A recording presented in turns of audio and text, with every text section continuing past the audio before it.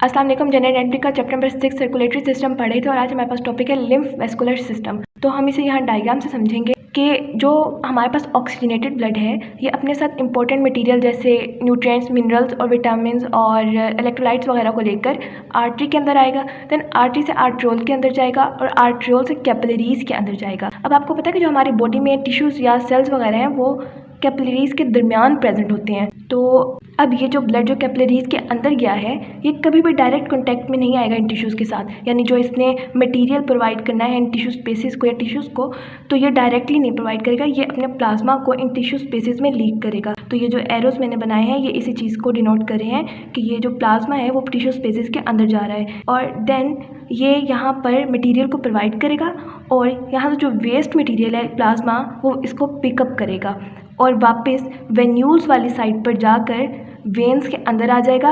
अब ये जो ब्लड था हमारा जो ऑक्सीजनेटेड था पहले, अब ये डीऑक्सीजनेटेड हो गया है। अब ये जो सारा प्लाज्मा आया था ब्लड से टिश्यू स्पेसिस के दरमियान, ये सारा का सारा प्लाज्मा वापस वेन्यूल्स में नहीं जाएगा, यानी वापस ब्लड वेजल के अंदर, ब्लड वेजल से ही आया था यानी आर्ट्रियोल से आया था और वापस वेन्यूल में जा रहा है, वेन में जा रहा है। तो ये सारा का सारा ब्लड प्लाज्मा वापस नहीं जाएगा, कुछ ब्लड प्लाज्मा टिश्यू स्पेसिस के अंदर ही रह जाएगा।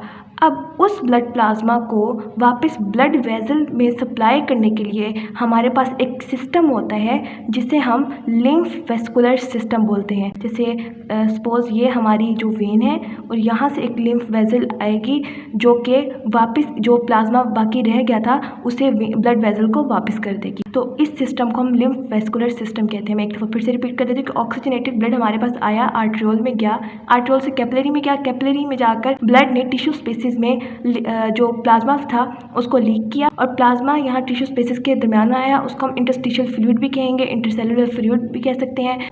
एंड देन यहाँ से वेस्ट मटेरियल को पिकअप करके वेन्यूल में जाएगा, वेन्यूल से वेन में जाकर डीऑक्सीजनेटेड ब्लड बनेगा। सारा का सारा प्लाज्मा वापस नहीं जाएगा, कुछ प्लाज्मा टिश्यू स्पेसिस के अंदर ही रह जाएगा। उस प्लाज्मा को वापस ब्लड वेजल तक पहुँचाने में हमें जो सिस्टम चाहिए उसको लिम्फ वेस्कुलर सिस्टम बोलते हैं। अब आपको लिम्फेटिक सिस्टम का पता चल चुका है कि lymphatic system is a drainage system that drains blood plasma again into the blood. तो अब हम उसके कंपोनेंट्स पढ़ लेते हैं।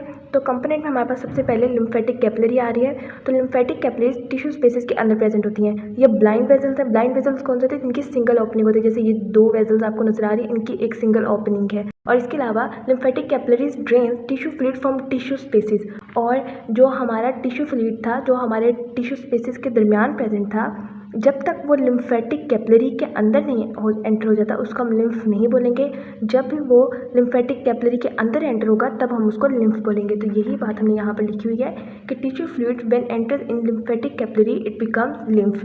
इसके बाद हमारे पास जो सेकेंड कंपोनेंट है वो है लिम्फेटिक वेजल। तो lymphatic vessels formed by union of lymphatic capillaries, और इनका फंक्शन क्या है कि ये लिम्फ को टिश्यू स्पेसिस से पिक करती हैं और वेन्स में ट्रांसफ़र कर देती हैं।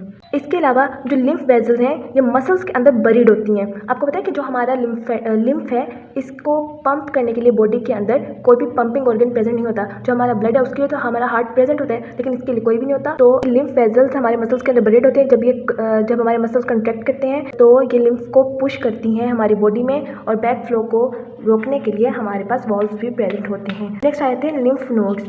Lymph nodes are the masses of lymphocytes, यानी कि एक कैप्सूल होता है उसके अंदर काफ़ी सारे लिम्फोसाइट्स प्रेजेंट होते हैं, उनको हम लिम्फ नोड्स बोलते हैं। और ये क्या कहते हैं कि हमारे जो लिम्फ के अंदर है उसकी क्वालिटी चेक करते हैं। क्वालिटी चेक करने का क्या मतलब कि अगर उसके अंदर कोई माइक्रो ऑर्गेनिजम्स वगैरह, यानी कि हमने पढ़ा ना कि जो ब्लड प्लाज्मा जो वापस वेन्यूल्स के अंदर आएगा उसके अंदर वेस्ट प्रेजेंट होगा, क्योंकि जो इंपॉर्टेंट मटीरियल इलेक्ट्रोलाइट्स थे, विटामिन, न्यूट्रिएंट्स और जो ऑक्सीजन थी वो तो उसने टिश्यू फ्लूइड के अंदर ही छोड़ दिया था।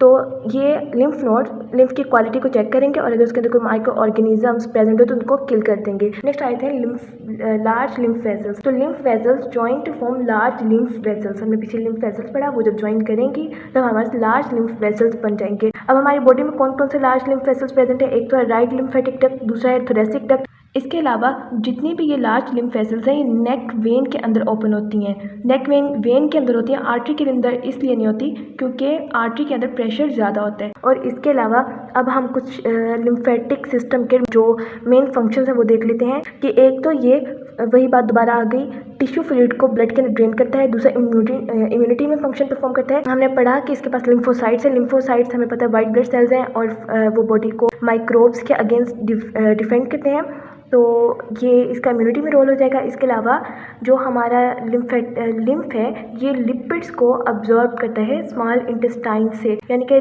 जो हमारे स्मॉल इंटेस्टाइन का पार्ट है इलियम के अंदर प्रेजेंट होते हैं फिंगर लाइक प्रोजेक्शंस विलाई के अंदर एक लिम्फ कैपिलरी प्रेजेंट होता है जिसको हम लेक्टियल्स बोलते हैं, वो लिपिड्स को अब्जॉर्ब करेगा। So that's all about lymphatic system.